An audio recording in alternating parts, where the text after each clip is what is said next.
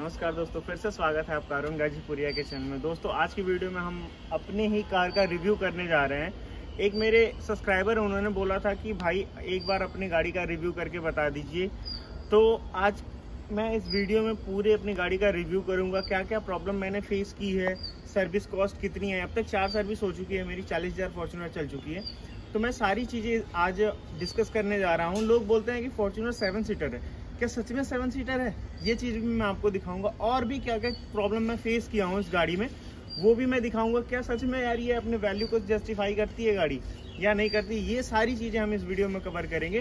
तो प्लीज़ यार वीडियो में लास्ट तक बने रहिएगा, और अभी तक चैनल को सब्सक्राइब नहीं किया तो प्लीज़ यार चैनल को सब्सक्राइब कर दो। यार पहले हम प्राइसिंग की बात कर लेते हैं कि मेरे को गाड़ी कितने में पड़ी थी। तो उस टाइम मुझे गाड़ी 37 लाख और कुछ की पड़ी थी, मुझे एग्जैक्टली याद नहीं है। और ये गाड़ी मेरी फॉर्च्यूनर ऑटोमेटिक वेरिएंट है।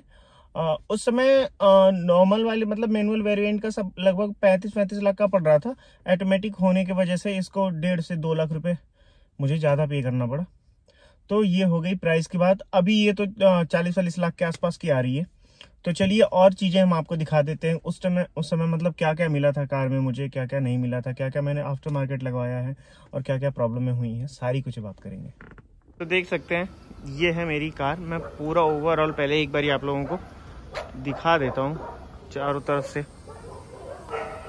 1.5 साल हो गया है मेरी गाड़ी को, और कितना इसमें स्क्रैच पड़ा है, कितना मतलब दिख रही है जैसे शोरूम से आई थी। जैसे वही बाहर खड़ी थी तो काफ़ी गंदा हो चुकी है, और थोड़ी बारिश की बूंदें भी पड़ रही है ना, तो जो भी थोड़ा मोड़ा डस्ट था उसकी वजह से ये काफ़ी गंदी दिख रही है।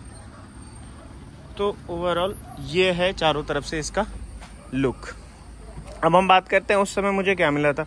आप देख सकते हैं यहाँ पे ये डे टाइम रनिंग DRL मिल जाता है, ये आपको बाईबीम LED प्रोजेक्टर हेडलैम्प मिल जाता है, नीचे फॉग लैम्प मिल जाता है, ये बड़ा सा ग्रिल और फॉर्च्यूनर का लोगो मिल जाता है आपको। यहाँ मैंने ये फॉर्च्यूनर आफ्टर मार्केट लिखवाया है क्योंकि ये मुझे बड़ा ही अच्छा लगता था, तो मैं इसे लिखवाया हूँ। बाकी ये चीज़ हो गई। यहाँ पे आपको ORBM मिल जाता है, फिर नीचे यहाँ पे लाइट मिल जाती है। अगर रात में अगर आप गेट खोलते हैं या फिर अनलॉक करते हैं गाड़ी को, तो आपका नीचे वाला एरिया दिखाई देने लगता है। ठीक है। अगर इसके टायर साइज़ की बात करें तो 17 इंच का एलॉय व्हील है, जबकि 4x4 में 18 इंच का एलॉय व्हील आता है। ठीक है। ये ऊंची होने के वजह से काफ़ी ऊंची होती है फॉर्च्यूनर, तो यहाँ पे आपको फुट रेस्ट मिल जाता है। इस पर आप ऐसे रख के ही इसमें चढ़ सकते हैं, या फिर अगर आपकी हाइट अच्छी खासी है तो नॉर्मली भी आप चढ़ सकते हैं। देखिए यहाँ पे ये हैंडल पे आपको ये रिक्वेस्ट सेंसर मिल जाता है। अगर आपके पास चाबी पॉकेट में भी है तो आप इसे एक बार ऐसे प्रेस करके आप गाड़ी में एंटर हो सकते हैं। उसके अलावा जो ये वाला क्रोम दिख रहा है ना, ये मैंने आफ्टर मार्केट लगवाया है। कुछ लोगों को ये गंदा लगता है, लेकिन मुझे पर्सनली अच्छा है, क्योंकि अगर आप रिंग वगैरह कुछ भी पहनते हैं और जब ऐसे आप खोलते हैं ना, तो ये वाले नीचे वाले पोर्शन में अच्छा खासा स्क्रैच पड़ जाता है। इसके वजह से अभी ये वाला मेरा पोर्शन बिल्कुल स्क्रैच यहाँ पे नहीं है, बाकी और जगह पे तो स्क्रैच लगे ही हुए हैं। फिर पीछे भी देख सकते हैं। उसके बाद मैंने इसमें और भी कुछ क्रोम वगैरह लगवाए हैं। देखिए ये क्रोम नहीं आता है, लेकिन ये भी मैं आफ्टर मार्केट ही मतलब आफ्टर मार्केट नहीं, मैं टोयोटा के शोरूम से ही लगवाया था। लगभग मुझे अगर एसेसरीज़ की बात करें तो 1-8 लाख की एसेसरीज़ ही पड़ गई थी। ये भी मैंने वहीं से लगवाया है। और इसको देखिए, ये जो पीछे वाला ये जो गार्ड होता है ना, इसको लोग बोलते हैं कि पता नहीं क्यों लगवाया। भाई सच में बताऊँ ना, मैं लखनऊ में चलता हूँ, हर दिन कोई ना कोई बाइक वाला आके इसमें ठोकता है। इसके वजह से मैं इसको लगवाया हूँ। एक बार तो एक डाला वाला ने ऐसे इसमें मार दिया। ठीक, अभी देख सकते हैं यहाँ पे स्क्रैच पड़ा हुआ है कार में। तो अगर ये ना होता तो उस दिन मेरा पूरा बम्पर ही गायब हो जाता। तो ये मेरे लिए काम की चीज़ है। अगर आपको बुरा लगता है तो कोई बात नहीं, ये मुझे अगर फ़ायदा कर रहा है तो मैं इसे हटाऊँगा नहीं। ये भी। और उसके बाद अगर बात करते हैं तो ये है फेंडर मिरर। फेंडर मिरर तो आप जानते ही होंगे, ये पूरा फेंडर वाला पार्ट ये कवर करता है। और ये वाला व्हील अगर आप वहाँ से बैठ के इसको देख सकते हैं कि किस पोजीशन में है। और ये फॉर्च्यूनर के साथ नहीं आता है, ये एक एसेसरीज़ का पार्ट है। तो आपको लगभग 10,000 रुपये इसको लगवाने के लिए पे करने पड़ते हैं। तो ये हो गया ओवरऑल बाहर की चीज़ें। अब बाहर की चीज़ों में मैं थोड़ी सी कमियां भी आपको बता दूं कि आज तक मैंने क्या क्या प्रॉब्लम फेस की है। तो सबसे बड़ी प्रॉब्लम यार मैंने जो फेस की है वह है बम्पर। ये बम्पर, आगे वाला जो बम्पर है ना, ये ढीला हो जाता है। सारी गाड़ियां लगभग जितनी भी फॉर्च्यूनर है सब में मैं देखा हूँ 30-40 हज़ार चढ़ने के बाद ये देखिए यहाँ से ये गैप पड़ जाता है इसमें, फिर इसको ऐसा करके आपको ऐसा करके दबाना पड़ता है। लेकिन ये फिर भी ये देखिए हेडलाइट जो होती है इसमें गैप क्रिएट हो जाता है। और ये मैं बहुत ही ट्राई कर चुका हूँ, ये ग्रिल वगैरह भी चेंज करवा के देख चुका हूँ, लेकिन ये फिर भी अभी तक ठीक नहीं हुआ है। तो ये एक सबसे बड़ा मतलब अगर प्रॉब्लम की बात करें तो मेरे लिए यही है फॉर्च्यूनर की आगे वाला बम्पर का। वो जब भी 10, 20, 50, 100 किलोमीटर गाड़ी चलेगी तो वो निकल जाता है, फिर उसको आप ऐसे दबाते हैं तब जाके वो उसमें जा पाता है। तो अब चलिए गाड़ी के अंदर चल के बात करते हैं कि इसका कंफर्ट कितना है, हेडरूम, लेगरूम वगैरह क्या क्या सीन है। तो आगे वाली सीट की बात करें तो ये इतनी ऊंची है कि मतलब ऐसे अगर करके आप बैठना चाहें तो थोड़ी सी प्रॉब्लम होती है, लेकिन आप यहाँ पे ऐसे रख के और ऐसे आराम से बैठ सकते हैं। तो अब आ चुके हैं अंदर, हम इसका इग्निशन ऑन कर लेते हैं। देखिए पुश स्टार्ट और स्टॉप बटन मिल जाती है आपको, और ये हो गई है इग्निशन ऑन। देखिए अभी जो गाड़ी आ रही है फॉर्च्यूनर उसमें आपको एंड्रॉयड ऑटो कार प्ले मिल जाता है, लेकिन पिछली वाली में नहीं मिलता था। ऑटोमेटिक यहाँ पे क्लाइमेट कंट्रोल मिल जाएगा आपको। हाँ, और एक चीज आपको थोड़ा सा फेस करना पड़ेगा। देखिए एड ब्लू की जो शाइन आ गई है ना, ये कुछ 1000 किलोमीटर चलने के बाद आपको एड ब्लू इसमें रिफिल कराना पड़ता है। जो भी VS6 के मॉडल है इनमें एड ब्लू आपको डलवाना पड़ता है। तो थोड़ी सी आपको मतलब 4 या 5 लीटर का आता है, और उसको लेने के लिए आपको घंटों थोड़ा सा मेहनत करना पड़ता है। जाएंगे शोरूम पे, फिर एड ब्लू लेके आएंगे, फिर आप डालेंगे, या फिर आप चाहें तो एक आध बॉटल एक्स्ट्रा लेके आप रख सकते हैं और आपके लिए थोड़ा सा आसान हो जाएगा। स्टीयरिंग की अगर बात करें तो आपको steering telescopic and tilt and telescopic दोनों मिल जाती है। देखिए ये हो गया टेलीस्कोपिक, ये हो गया टिल्ट, ठीक है। और उसके अलावा ये ऑटोमेटिक वेरिएंट होने की वजह से ये 6 स्पीड ऑटोमेटिक आती है। अब आप ये सोचेंगे कि ये हमें कैसे पता चलेगा कि ये 6 स्पीड है कि 5 स्पीड है कि 4 स्पीड है। तो देखिए यहाँ पे जो आपको पैडल शिफ्टर मिल जाते हैं, देखिए फॉर्च्यूनर में ऑटोमेटिक वेरिएंट में आपको पैडल शिफ्टर मिलते हैं। तो यहाँ पे जब ऐसे प्रेस करेंगे तो देखिए S6 लिख के आ रहा है, मतलब इसका मैक्सिमम देखिए गियर कितनी है, 6 गियर्स है, तो 6 स्पीड ऑटोमेटिक ट्रांसमिशन है। यहाँ पे आपको नेविगेशन वगैरह मिल जाता है, इसमें चिप होती है। सबसे बड़ी चीज एक आपको बताते हैं, जब भी आप यहाँ पे अगर सर्विस कराने जाए तो इसमें जो चिप होती है उसे निकाल लें। उसके अलावा यहाँ पे आपको थोड़ा सा स्टोरेज मिल जाता है, यहाँ पे 2 कप होल्डर मिल जाते हैं, इसमें आप कुछ भी सामान वगैरह भी रख सकते हैं। फिर यहाँ पे आपको इको स्पोर्ट पावर मोड मिल जाता है, यहाँ पे ट्रैक्शन कंट्रोल मिल जाता है, और फिर यहाँ पे आपको idle start and stop button मिल जाती है। ये रहा इसका स्पेस, यहाँ पे भी अच्छा खासा स्पेस मिल जाता है, मेरा तो ठीक ठाक सामान इसमें आ जाता है।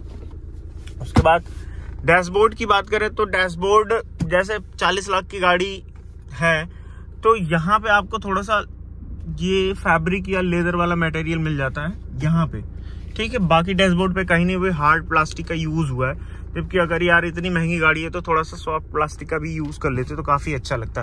फिर यहाँ पे आपको थोड़ा सा लेदर या फिर या फैब्रिक का यूज आपको यहाँ पे मिल जाता है। ये ग्लव बॉक्स है, इसमें भी अच्छा खासा स्पेस होता है, और ये कूल के लिए भी दिया होता है। यहाँ पे ये जो बटन होती है इसको आप प्रेस करके कूल और नॉन कूल कर सकते हैं, ठीक है। यहाँ पे भी इसमें भी देख सकते हैं अच्छा खासा ये स्टोरेज है। फिर अगर यहाँ पे आप बात करें तो इस वाले हैंडल पे आप देख सकते हैं यहाँ पे लेदर का आपको अच्छा खासा यूज मिलता है, ये इतना पूरा, बाकी फिर वही हार्ड प्लास्टिक का यूज हुआ है। इसमें अगर स्पीकर्स की बात करें तो 1 2 3 4 और 6 स्पीकर्स मिल जाते हैं, और यहाँ पे आपको 2 आगे फ्रंट में ट्विटर मिल जाते हैं, ठीक है। एसी की अगर बात करें तो एसी यहाँ से भी कंट्रोल आप यहाँ से भी कर सकते हैं और यहाँ से भी कर सकते हैं। पीछे वाले पैसेंजर वहां से कर सकते हैं, आगे वाले यहाँ से कर सकते हैं, और एसी की कोई प्रॉब्लम नहीं, अच्छी खासी कूलिंग होती है गाड़ी में। अब बात कर लें हेडरूम की, तो अगर आपकी हाइट 6 फीट से ज्यादा भी है ना तो फिर भी आपको हेडरूम में कोई दिक्कत नहीं होगी। देखिए इतना स्पेस बचा हुआ है अभी हेडरूम में, ठीक है। तो हेडरूम की कोई दिक्कत नहीं है, फुल आपको मजा आने वाला है इस गाड़ी में। एसयूवी का पूरा ऊंचा फील आएगा, मतलब जितनी भी गाड़ियां हैं एसयूवी वाले सेगमेंट में उसमें अच्छा खासा आपको ऊंचा फील आने वाला है इसमें। और ये तो मतलब भौकाल तो टाइट ही रहेगा आपका। रोड प्रेजेंस गाड़ी की बहुत ही अच्छी है, उसमें कोई डाउट नहीं है कि इसको बच्चा बच्चा जानता है। तो आप अगर फॉर्च्यूनर लेंगे तो पछताएंगे नहीं कि ये यार कोई जानता नहीं है इस गाड़ी को, और बहुत सारी ऐसी गाड़ियां हैं जिनको लोग जानते नहीं हैं, लेकिन ये अच्छे से सब लोग जानते हैं, तो जानने वानने में कोई दिक्कत नहीं। अब बात आ जाती है कि ये गाड़ी टोयोटा वाले 7 सीटर बता के बेचते हैं, लेकिन क्या सच में ये 7 सीटर है या फिर हम लोग समझते हैं 7 सीटर। देखिए ये पीछे वाली सीट पे मैं आ गया हूँ, हेडरूम वगैरह सब कुछ अच्छा है। सबसे अच्छी चीज इसमें क्या है कि यहाँ से आप इसे थोड़ा सा ऐसे ज्यादा दूर तक चलना है तो ऐसे आप टिल्ट करके और आराम से ऐसे लेट के आप जा सकते हैं। ये सीटें और पीछे तक चली जाएंगी। अब बात आती है इस वाले पोर्शन की, मतलब 2 सीट तो अच्छी है, ये तीसरी वाली सीट क्या कंफर्टेबल है। एक तो इसमें देखिए यहाँ पे मिल जाता है आपको सीट बेल्ट का ये वाला पोर्शन, ठीक। अगर आप इससे लंबी दूरी तक बैठ के जाते हैं तो आपको मैं 100% चैलेंज कर रहा हूं कि आप इस सीट पे नहीं बैठ पाएंगे। मैं इस पे बैठा हुआ हूं, लेकिन जब आप इस पे बैठते हैं ना तो ये वाला पोर्शन देखिए, ये इस वाली सीट से ऊंचा है और इधर से भी ये ऊंचा है, और इसका हेडरूम भी आपको थोड़ा सा कम मिलता है। जबकि यहाँ पे देखिए ये थोड़ा सा गहरा होने की वजह से आपको अच्छा खासा हेडरूम मिलता है, लेकिन यहाँ पे आपको नहीं मिलेगा। और उसके अलावा पैर भी रखने के लिए आपको अच्छी स्पेस नहीं, ये ऊंचा वाला पोर्शन मिलता है। तो फिर जब आप ऐसे करके बैठते हैं तो ये वाली सीट का तो कोई मतलब ही नहीं है कि टोयोटा वाले जो बता रहे हैं कि 7 सीटर है। मुझे बिल्कुल भी नहीं लगता है, आज तक मेरे घर वाले या फिर जो कोई भी बैठा है वो ये वाली सीट पे नहीं बैठना चाहता है। तो अगर आप इसे 7 सीटर मानते हैं तो मेरे समझ से तो बिल्कुल भी नहीं है 7 सीटर, क्योंकि जब ये कंफर्टेबल ही नहीं है ये वाली सीट तो हम कैसे मान लें कि ये 7 सीटर है। पीछे वाली 2 सीट है, ये पीछे जो है उस पर आराम से 2 लोग बैठ जाते हैं जिनकी थोड़ी सी कम हाइट हो और ज्यादा दूर तक ट्रैवल ना करना हो तो आराम से बैठ सकते हैं। लेकिन अगर आप फॉर्च्यूनर में लंबी दूरी जा रहे हैं, 400-500-600 किलोमीटर या फिर कहीं भी टूर पे जा रहे हैं, हिली एरिया में जा रहे हैं, तो प्लीज यार मेरी रिक्वेस्ट रहेगी कि आप लोग 4 लोग जाइए।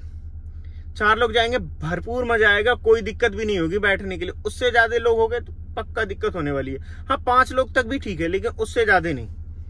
तो देख सकते हैं आप ये बीच वाली सीट का ये हाल है।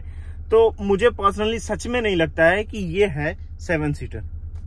ये इसका बात कर लेते हैं। देखिए यहाँ पे आपको 2 विंड मिल जाते हैं, एक इधर मिल जाता है एक इधर, और इसका कंट्रोल आपको यहाँ से मिल जाता है। यहाँ से जब ऑटो पे ऑन करेंगे और फिर यहाँ से अपना आप फैन की स्पीड भी कम और ज़्यादा कर सकते हैं। उसके अलावा यहाँ पे आपको एक रीडिंग लैम्प भी मिल जाता है। अगर कोई भी रात में आपको काम करना है तो आप आराम से इसे जला के कर सकते हैं, ठीक है। इसकी कूलिंग यहाँ पे भी बहुत ही अच्छी मिलती है, इसमें कोई प्रॉब्लम नहीं होने वाली है। आपको अच्छी कूलिंग मिलती है, कोई दिक्कत नहीं होती है। तो इतनी सारी बातें हो गई, अब हम बात कर लेते हैं इसमें बॉटल होल्डर जो स्पेस होता है। ये वाला स्पेस तो मतलब थोड़ा सा आप अगर कहीं ट्रैवल कर रहे हैं तो स्नैक्स वगैरह रखने के लिए काम आ जाएगा। ये 1 लीटर की बोतल आराम से इसमें होल्ड हो जाती है। और पीछे वाली गेट को हम देख लेते हैं एक बारी। तो पीछे वाला गेट भी आपको मतलब सेम ही मिलता है, देख लीजिए। इसमें भी 1 लीटर वाली बोतल आराम से होल्ड हो जाएगी आपकी, और इसमें भी थोड़ा मोड़ा सामान आ जाएगा। और यहाँ पे आपको एक 12 वोल्ट का चार्जिंग सॉकेट मिल जाता है। फ्रंट पे भी आपको मिल जाता है एक, और आपको एक पीछे भी मिल जाता है, उसे मैं अभी चल के दिखा दे रहा हूँ।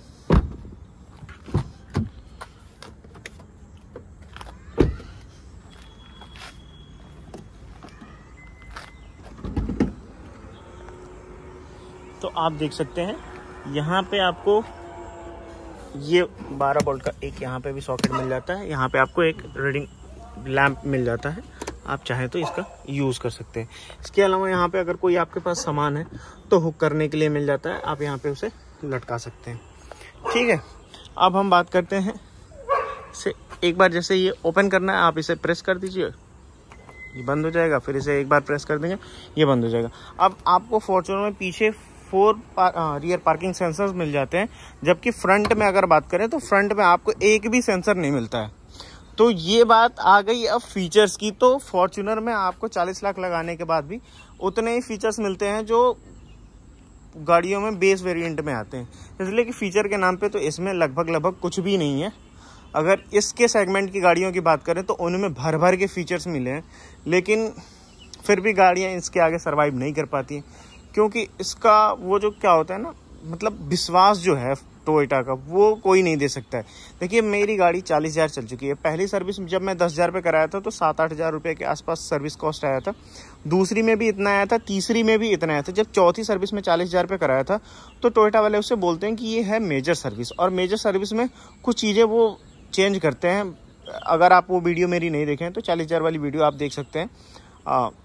उसमें एग्जैक्टली मैं सारी कुछ बताया हूँ कि कैसे क्या क्या वो लोग कितना कॉस्ट किए। तो उसमें मुझे 19,000 के आसपास पड़ा था। तो अगर सर्विस की कॉस्ट की बात करें तो यार मेरे पास ब्रेजा जो है ना, वो ब्रेजा का भी इतना ही सर्विस कॉस्ट आता है जितना इसका आता है। तो ये सब चीज़ें बहुत ही ज़्यादा मैटर करती हैं। आप कितनी भी अच्छी या महंगी गाड़ी ले लें, जब उसका सर्विस महंगा आता है ना तो थोड़ा सा वो बर्डन पड़ता है। लेकिन इसको लेने के बाद आप नॉर्मल वाली SUV या हैचबैक या सेडान जितना आता है ना, लगभग उतना ही इसका भी सर्विस कॉस्ट आता है। तो ये सब चीज़ें हैं जो इसे बाकी गाड़ियों से अलग बनाती हैं, और यही कारण है कि अभी तक अपने सेगमेंट में सबसे ज़्यादा सेलिंग है इस कार की, और सबसे ज़्यादा फेमस भी है। किसी से पूछ लीजिए, कोई भी बता देगा कि हाँ ये फॉर्च्यूनर है। और फॉर्च्यूनर का क्रेज ही अपना अलग है भाई। देख लीजिए, अभी भी बहुत ज़्यादा फीचर नहीं आते हैं, लेकिन इसका लिजेंडर वाला मॉडल 50 लाख पार कर चुका है, और फिर भी सेलिंग उतनी ही है। अभी भी आप शोरूम पे जाएंगे तो आपको वेटिंग में ही मिलेगी, ये नहीं कि 2 दिन में 1 दिन में मिल जाए। तो ये सब चीज़ें हैं यार फॉर्च्यूनर की। बस रोड प्रेजेंस और इसका विश्वास, टोयोटा का सर्विस की क्वालिटी और गाड़ी के परफॉर्मेंस, यही सब मैटर करती है। अभी ये जो बगल वाला घर दिख रहा है, इनके पास भी फॉर्च्यूनर है। वो 2016 मॉडल है भैया की, और वो लगभग 3.5 लाख के आसपास चल चुकी है। और अभी भी जब मैं वो गाड़ी चालू करता हूँ और अपनी चालू करता हूँ, इंजन की दोनों की आवाज़ सेम आती है। तो यार 3 से 4, 5 लाख, 10 लाख भी चला लेंगे आप इसको, तो भी आपको कोई प्रॉब्लम नहीं आने वाली थी। किसी दिन उनकी गाड़ी मिलेगी तो मैं उससे भी रिव्यू करके आपको दिखाऊंगा कि हाँ ये 3.5 लाख चलने के बाद उसका क्या हाल हुआ है, कैसी है। भैया थोड़ी सी चीज़ें हैं जो मैटर करती हैं उतने चलने के बाद, लेकिन इंजन तो बिल्कुल मस्त है भाई, कोई दिक्कत नहीं। तो ये है ओवरऑल मेरी फॉर्च्यूनर का रिव्यू, समझ सकते हैं, एक्सपीरियंस समझ सकते हैं। और अगर और प्रॉब्लम की बात करूं तो मुझे अभी तक इसमें किसी प्रकार की कोई प्रॉब्लम फेस करने को नहीं मिली है, सिवाय इस बम्पर के अलावा। और कोई भी दिक्कत मुझे आज तक ये गाड़ी मुझे कहीं भी मतलब धोखा नहीं दी है। मैं एक दिन में 1200, 1300, 1500, 2000 किलोमीटर तक भी एक दिन में चलाऊं इस कार से। मतलब एक बार ड्राइव स्टार्ट करने के बाद ही मैं वहां जाके रुका हूं। तो इतना चलने के बाद भी ये गाड़ी मुझे आज तक धोखा नहीं दी है, कोई प्रॉब्लम नहीं हुई है मुझे। मैं हिली एरिया में भी, मनाली भी लेके गया था, वहाँ पे भी मुझे कोई प्रॉब्लम नहीं हुई। तो अगर आपके पास फॉर्च्यूनर है, 4x2 ही है मेरे पास, लेकिन आप इसको ले जाने के लिए कहीं भी तैयार रह सकते हैं, कभी भी किसी जगह लेके चले जाइए। यहाँ एक्सट्रीम ऑफ रोडिंग ना करिए, एक्सट्रीम ऑफ रोडिंग में थोड़ी सी ये फंस जाती है। मैं भी एक बार ट्राई किया था और ये फंस गई थी, लेकिन कुछ मतलब अलग से सपोर्ट नहीं लेना पड़ा, ये खुद से ही थोड़ा सा स्ट्रगल करने के बाद निकल गई थी। तो ये सब चीज़ें हैं यार। अगर लुक वाइज की बात करें तो अभी रिसेंटली बिग डैडी आई है, जिसे SUV की बिग डैडी कहा जा रहा है, स्कॉर्पियो। ठीक है, उसकी प्राइस थोड़ी सी कम है, अच्छी है, लेकिन यार लुक की बात करें ना तो वो लुक मुझे घंटा भर पसंद नहीं आया। पीछे वाला, अगर आप फॉर्च्यूनर का पीछे वाला पोर्शन देखते हैं और स्कॉर्पियो का पीछे वाला पोर्शन देखते हैं तो आपको बिल्कुल भी पसंद नहीं आएगा। मुझे लगता है कि अभी तक लुक वाइज में इंडेवर थी, हाँ इंडेवर बिल्कुल थी टक्कर में, लेकिन उसके अलावा और भी कोई फॉर्च्यूनर के टक्कर में गाड़ी नहीं है। अगर फीचर वीचर को हटा दिया जाए, बस लुक वाइज की बात किया जाए तो MG ग्लॉस्टर भी है, उसकी भी मतलब वही दुनिया भर का ओवर साइज लगती है कि है, लेकिन ये इसकी साइज वाइज सब लुक बिल्कुल एकदम झकास है। तो अगर आप फॉर्च्यूनर लेना चाहते हैं तो ले सकते हैं, लेकिन आपको वही फीचर वगैरह के लिए थोड़ा सा कंप्रोमाइज़ करना पड़ेगा। बाकी कोई चीज़ें इसमें कंप्रोमाइज़ करने वाली नहीं है। आपको परफॉर्मेंस 1 नंबर का अच्छा मिलने वाला है, सब कुछ अच्छा मिलने वाला है। तो अगर आप फॉर्च्यूनर के लिए जाना चाहते हैं, लेना चाहते हैं, तो आप ले सकते हैं। कॉस्टली तो पड़ती है भाई, लेकिन इसका कोई जवाब नहीं है। तो ये है पूरी वीडियो यार, ये थी मेरी पूरा गाड़ी का ओवरऑल रिव्यू या फिर आउटलुक या फिर जो कुछ भी आप कह सकते हैं, वो था। इस गाड़ी को मैंने पूरी डिटेल्स में आपको नहीं बताया है कि कितने लीटर का इंजन आता है, क्या क्या इसमें फीचर्स हैं। जो थोड़े मोड़े नॉर्मल वाले फीचर्स थे वो चीज़ें मैं बता दिया हूँ। और अगर ओवर वैल्यू की बात करें ना कि मतलब अपने प्राइस को जस्टिफाई करती है कि नहीं, तो हाँ करती तो नहीं है। जैसे अगर बाकी SUVs की बात करें तो उनमें फीचर्स काफ़ी ज़्यादा हैं, इसमें कम फीचर्स हैं, लेकिन इस गाड़ी में जो है ना बाकी गाड़ियों में नहीं है। ये जो भरोसा देती है, जितना मतलब कम खर्चे में चलती है उतनी बाकी गाड़ियाँ नहीं चलती हैं। तो ये सब चीज़ें मैटर करती हैं यार। बाकी आप फीचर लेके क्या ही कर लोगे, वो 360 कैमरा बहुत ज़्यादा मैटर नहीं करता है। आप अच्छा ड्राइव करते हो तो कोई ज़रूरत नहीं है आपको वो 360 कैमरा की। बाकी और सब चीज़ें फीचर्स होते हैं, हाँ थोड़े से फीचर्स उसमें कम है, लेकिन ठीक है, हमें तो अच्छा है, हमें पसंद है फॉर्च्यूनर, कोई दिक्कत नहीं है। तो अगर आपको ये वीडियो अच्छी लगी है तो प्लीज़ यार वीडियो को लाइक कर दीजिएगा। चैनल को अभी तक सब्सक्राइब नहीं किया तो प्लीज़ यार चैनल को सब्सक्राइब कर दो और शेयर कर दो लोगों को। Thank you.